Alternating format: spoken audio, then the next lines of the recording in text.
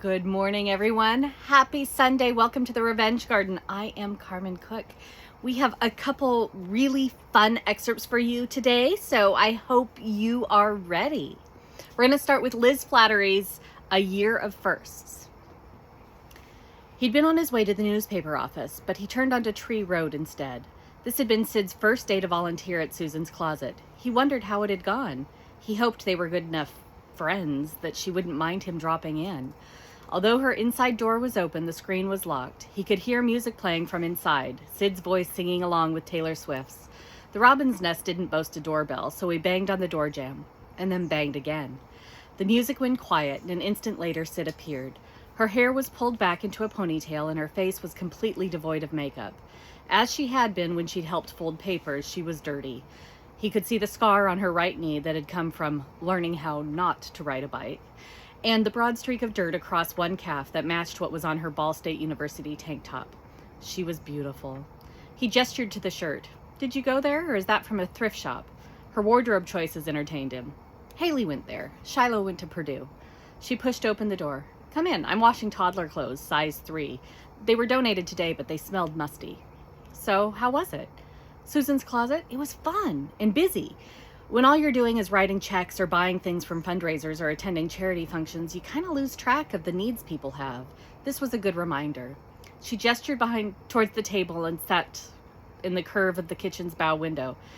They ended up needing someone for the afternoon shift too, so I stayed. Wouldn't want to do it every day, but it was good to help. She washed her hands at the kitchen sink and made coffee without asking if he wanted any, and then set a plate of scones on a pretty glass dish and butter on the table. She laid out placemats and cloth napkins along with 2 mismatched forks and then sat down across from him. The table looks like a magazine picture, he said, and you did it in 30 seconds. Pocket protector, she reminded him, looking dismayed. But the scones came from Have a Cup, and the rest of it is because I'm having so much fun being in my own house again. Not that it's really mine, but I'm pretending. The chagrin left her features as suddenly as it had come, replaced by a smile. Will you stay and have supper? I'll let you help fold toddler clothes after I press them. You're ironing toddler clothes? One of his sisters was pretty compulsive about things, but even she drew the line at ironing anything she didn't absolutely have to. The condition of Sid's shirts indicated her neatness did not extend that far either. I am. They may be used, but they'll be new to the kids, and they should look like it. Good point. When the plate was empty, Sid set up the ironing board and the iron in the middle of the kitchen and brought out a still warm basket of primary colored clothing from the laundry room.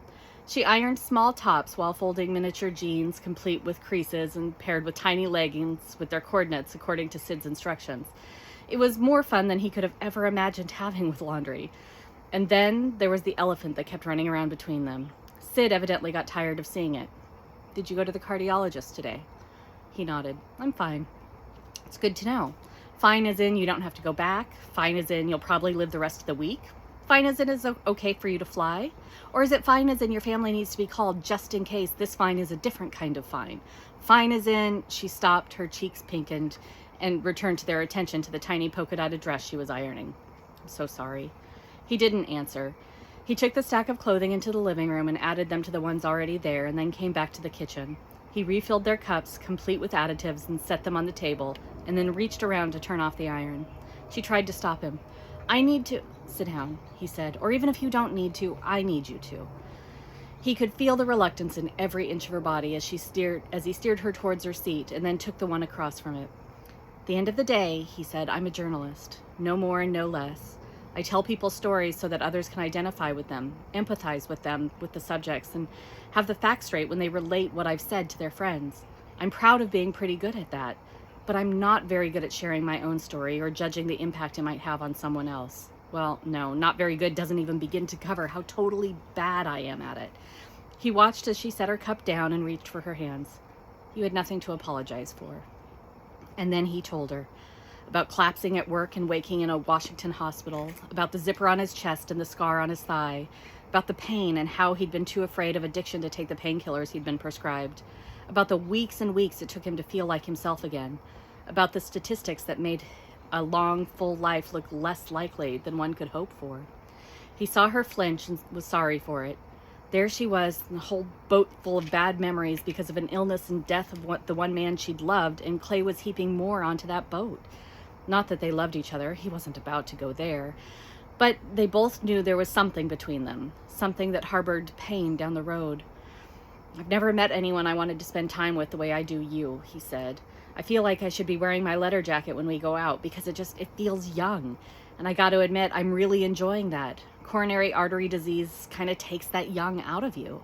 He reached, tracing a finger down her soft cheek, just as ALS took it from Paul and ultimately from you. What I'm saying is like something from a really old rock song. I'll make you no promises and I'll tell you no lies, but it's not anything we can build a relationship on. Even if you were willing to make the trip, I won't take you down that road again. That is Liz Flaherty's A Year of Firsts. Now, switching over to Make Me Go by Aria Bliss, which releases on the 22nd of this month. So go ahead and grab that pre-order now. Make Me Go. He pats the seat next to him. Come sit with me. A nervous laugh escapes me before I can stop it. I'm not sure that's a good idea. Yes, it is. His smile grows and turns a little devious. Come on, he pats the seat next to him again. I promise I won't bite. Don't make promises you can't keep. I make a tentative step towards him, then another and another. Neither of us break eye contact as I slowly make my way across the room. When I reach the sofa, I take a seat on the opposite end and position myself as far away from him as I can. He hands me a glass of champagne. I take it, then immediately set it on the side table without taking a sip. He raises a brow. Something wrong with the champagne? No. I pull one of my legs under me and rotate to face him. I just don't think I should drink with you here. Why? He takes a long pull from his glass, downing half of it in one easy swallow. Don't you trust me? I shake my head. I don't trust myself.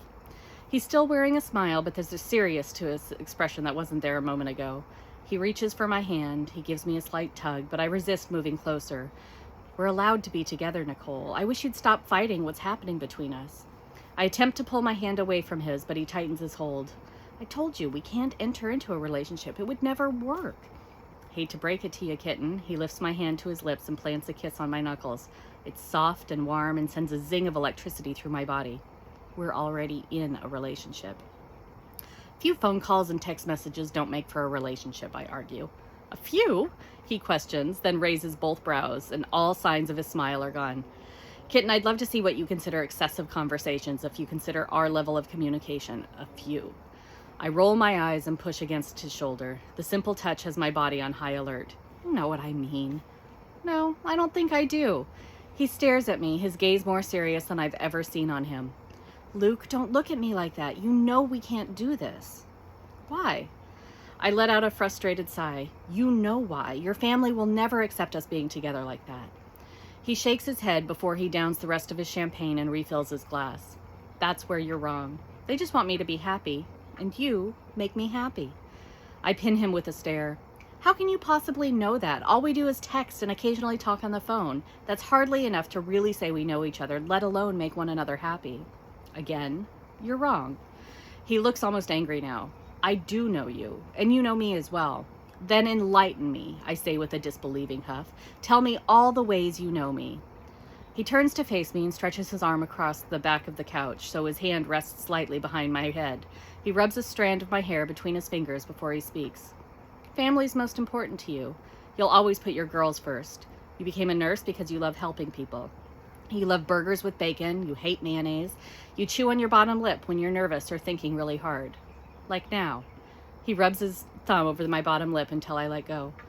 Your favorite color is green, like the shade of grass after a summer rain, but you hate how it looks on you, so you wear blue and purple instead. You drink your coffee black, your tea unsweetened, and you love lemonade, but you rarely drink it because of the sugar content. My jaw drops at that one. He shouldn't know that about me. I don't think the topic of drink preferences have ever come up around him. How do you know all of that? He smirks with a shrug. I know a lot about you. Okay, Mr. Smarty Pants, what else? I have a better idea. He reaches for my hand and laces our fingers together. Play a game with me instead. I raise my brows, more than a little suspicious of this suggestion. What kind of game? One that will allow us to get to know each other in ways you don't seem to think we already do. What game did you have in mind? Truth or dare, he says with all the confidence I've always known him to possess. I laugh. No way, mister. You'll spend the evening daring me to do sexy things to you.